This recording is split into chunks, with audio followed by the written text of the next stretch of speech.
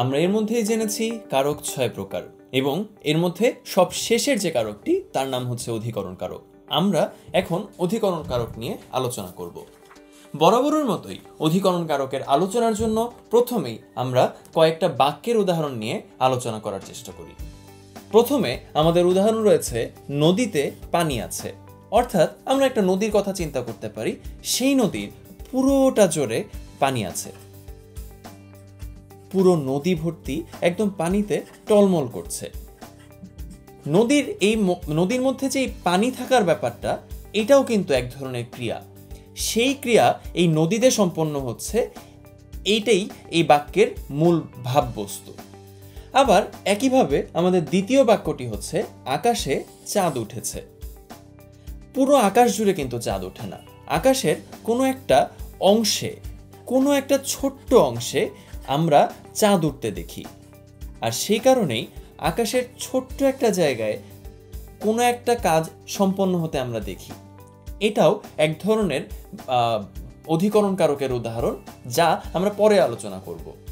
আমাদের পরের বাক্যটি হচ্ছে রকিব অঙ্কে কাঁচা।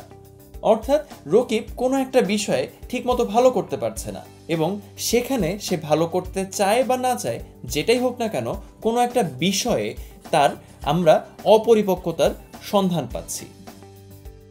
সুতরাং এখানে আমরা দেখতে পাচ্ছি কোনো একটা পাত্র, অর্থাৎ নদীকে যদি আমরা একটা পাত্র হিসেবে চিন্তা করি যেখানে প্রচুর পানি আছে, সেই পাত্রে কিংবা আধারে আজকে আমরা এক ধরনের ক্রিয়া সম্পন্ন হতে দেখছি।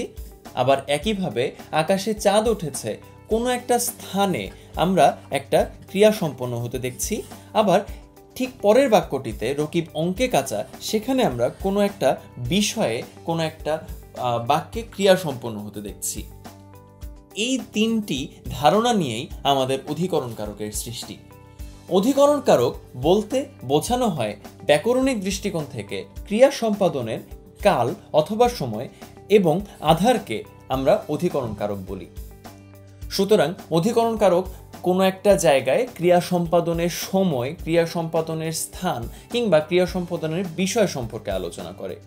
কাজেই আমাদের অধিকরণ কারক আলোচনার ক্ষেত্রে প্রথম আলোচনার বিষয়বস্তু হবে বিষয়, দ্বিতীয় আলোচনার বিষয়বস্তু হবে সময় কিংবা কাল, তৃতীয় আলোচনার বিষয়বস্তু হবে স্থান, যা আমরা আমাদের আগের তিনটি বাক্যে দেখতে পেয়েছি।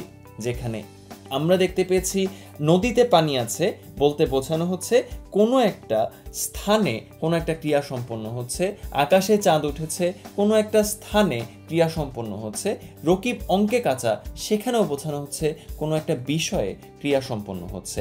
এভাবেই যে বিষয়ে, যে স্থানে কিংবা যেই সময়ে ক্রিয়াটি সম্পন্ন হচ্ছে, তাকেই আমরা অধিকরণ কারক হিসেবে অভিহিত করব।